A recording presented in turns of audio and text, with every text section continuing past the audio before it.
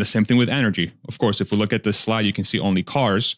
And Tesla and Elon have constantly talked about the energy side of the business being the same size as the car side of the business. So if it's 10 terawatt hours for the cars, you would also assume somewhat loosely that the other side of the business will also be 10 terawatt hours.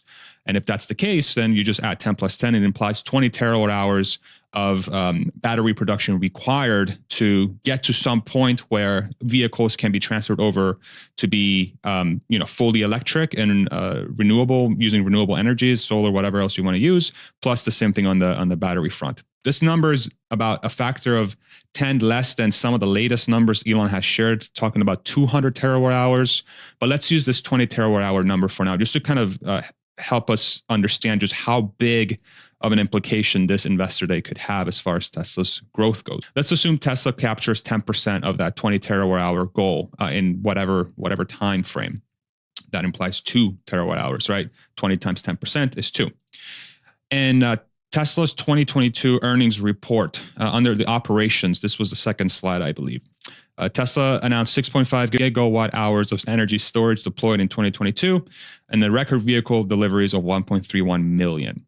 If we take those two things together, if we take 1.3 million cars times 75 kilowatt hours per car in the battery, somewhat average, plus the 6.5 gigawatt hours on the energy side, it equals roughly 100 gigawatt hours that Tesla deployed in 2023, which is equal to 0.1 terawatt hours. That means that if that 50% holds, Tesla should get there at that 2 terawatt hour number within 8 years or so, which means that today's 2023, Tesla should get to this number somewhere around 2031 if that 50% growth holds.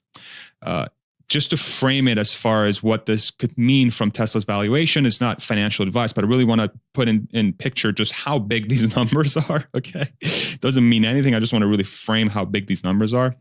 0.1 terawatt hours that Tesla did in 2023, they were able to generate $15 billion of net income roughly for the year at about 15% operating margin.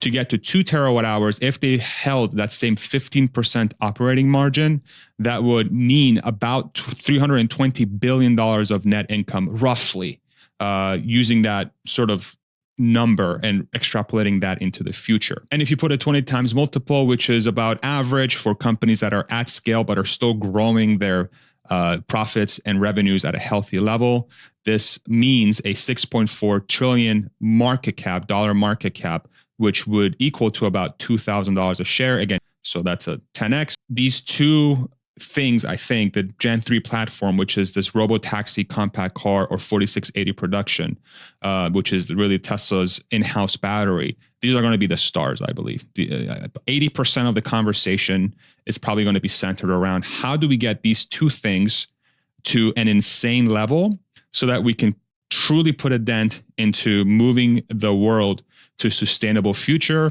getting EVs to be as common as a freaking iPhone, okay? And getting to a point where most utility companies and most homes have some sort of battery in their home so that they can take advantage of the local sustainable renewable energy that they could leverage to store that energy into the battery.